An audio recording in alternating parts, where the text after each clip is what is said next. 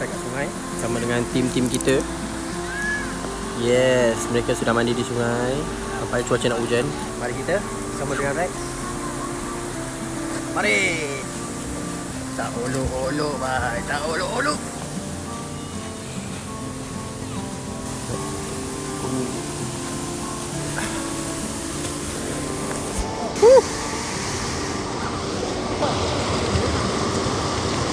Situ? Ke dekat kat sini je? Boleh juga. Boleh lah. Macam stres tu.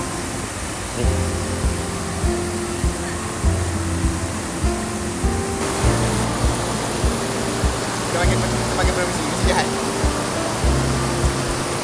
CP boy, CP.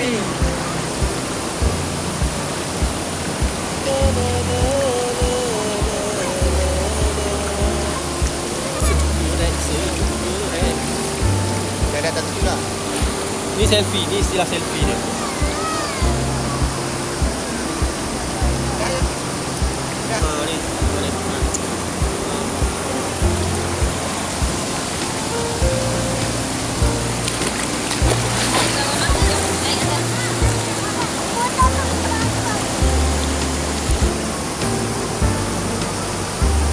Jatuh.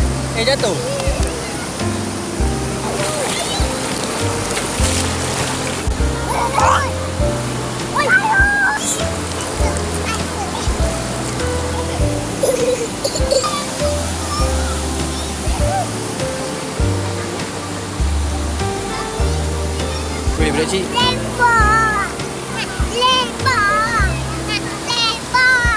Tengok tu, dia letak bola atas ni. Hei, budak bertuah ni, Kang.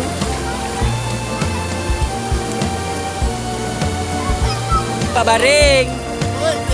Itu tempat baring.